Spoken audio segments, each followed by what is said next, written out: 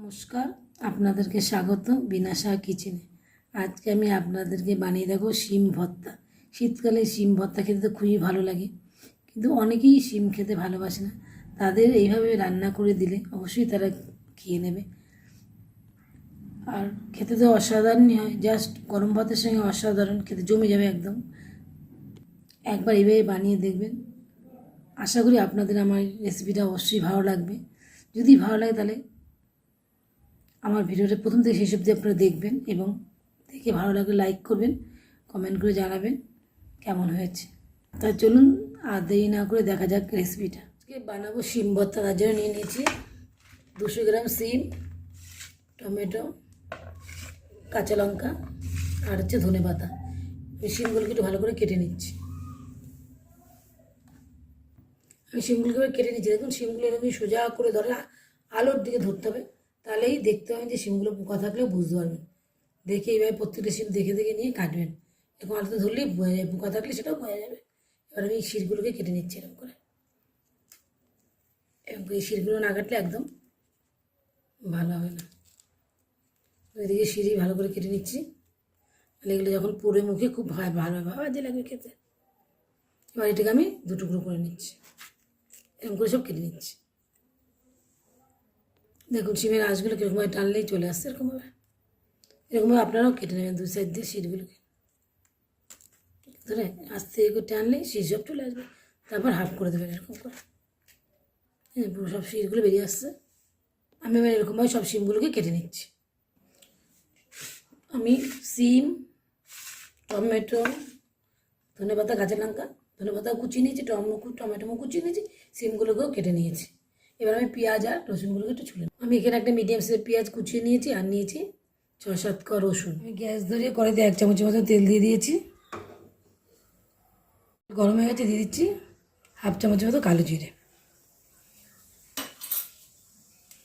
এবার আমি দিয়ে দিচ্ছি রসুনের কোয়াগুলো। এগুলোকে আমি একটু মিষ্টির মতো ভেজে নিচ্ছি।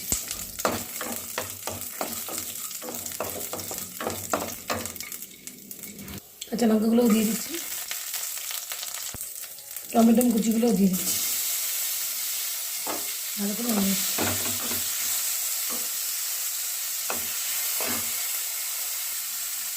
এবার আমি শিমগুলোকে দিয়েও একটু ভাপিয়ে নিচ্ছি।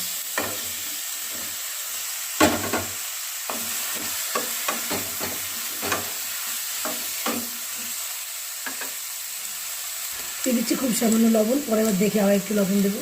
এবার এটাকে আমি লো ফ্লেমে 5 থেকে 7 মিনিট ভাপিয়ে নেব,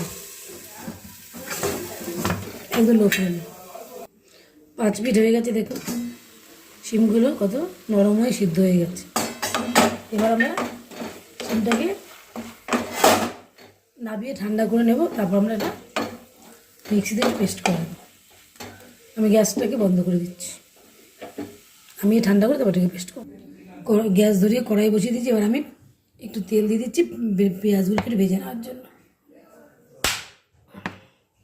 তেলটা গরম হলে আমি পেঁয়াজগুলোকে তেল গরম হয়ে গেছে, ভেজে নিচ্ছি 4টে শুকনো লঙ্কা। শুকনো লঙ্কা ভাজা হয়ে গেছে, আমি তুলে দিচ্ছি। এই তেলে আমি এবার পেঁয়াজগুলোকে ভেজে নিচ্ছি।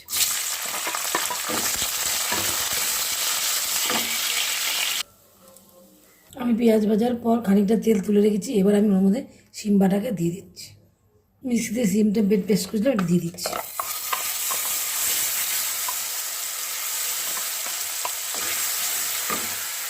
দিয়ে দিচ্ছি অল্প করে হলুদ গুঁড়ো, এটাকে ভালো করে মিশিয়ে দিচ্ছি। এবার আমি এটাকে মিডিয়াম টু লো ফ্লেমে আরও 5 থেকে 7 মিনিট করে কষিয়ে রান্না করে নেব। দিয়ে দিচ্ছি পরিমাণ মতো লবণ। আমি একটু আগে লবণ দিয়েছিলাম, তাই এখন অল্প করে লবণ দিলাম। লাগলে পরে বুঝে আবার দেবো। আপনারা আপনাদের স্বাদ মতো লবণটা দেবেন। আমি এবার থেকে মিশিয়ে নিচ্ছি। দিয়ে দিচ্ছি কাশ্মীরি লাল লঙ্কা হাফ, এটা একটু কালারের হওয়ার জন্য, এটা ঝালের জন্য দিচ্ছি না। এটা আপনারা দিতে না চাইলে দেবেন না, কোনো অসুবিধা নেই। দিয়ে দিচ্ছি খুব সামান্য চিনি, এটা মিষ্টির জন্য, যা স্বাদ ব্যালেন্স হওয়ার জন্য। আপনারা দিতে না চাইলে দেবেন না। দিয়ে দিচ্ছি ভাজা শুকনো লঙ্কা 2টো, দিয়ে মিশিয়ে দিচ্ছি ভালো করে।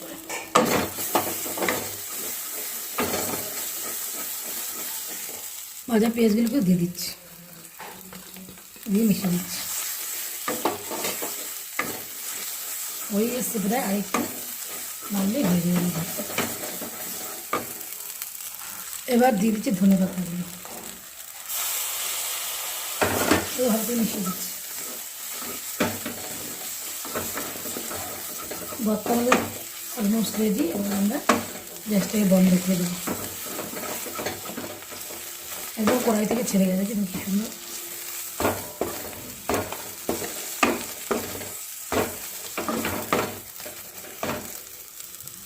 দেখুন ভর্তা আমাদের রেডি হয়ে গেছে, একদম কড়াইয়ের মধ্যে ঘুরে যাচ্ছে। এবার আমরা গ্যাসটা বন্ধ করে প্লেটে সার্ভ করবো। রেডি হয়ে গেছে, প্লেটে সার্ভ করে দিয়েছি। আমি দিয়ে দিচ্ছি ওপরে একটুখানি কাঁচা সর্ষের তেল। দেখতে কত সুন্দর হচ্ছে, খেতে অসাধারণ হচ্ছে, গরম ভাত দিয়ে জাস্ট জমে যাবে। আমার এই রেসিপিটা যদি আপনাদের ভালো লাগে তাহলে অবশ্যই লাইক করবেন, শেয়ার করবেন এবং কমেন্ট করে জানাবেন কেমন হয়েছে। সাবস্ক্রাইব করবেন, পাশে থাকা বেল আইকনটা প্রেস করে দেবেন। আমি যখন নিত্য নতুন কোনো ভিডিও আপলোড করব আপনাদের কাছে পৌঁছে যাবে। আজ এই পর্যন্তই, অন্য কোনো দিন অন্য কোনো ভিডিও নিয়ে আপনাদের কাছে হাজির হয়ে যাব। ততদিন পর্যন্ত আপনারা ভালো থাকবেন, সুস্থ থাকবেন, বাই।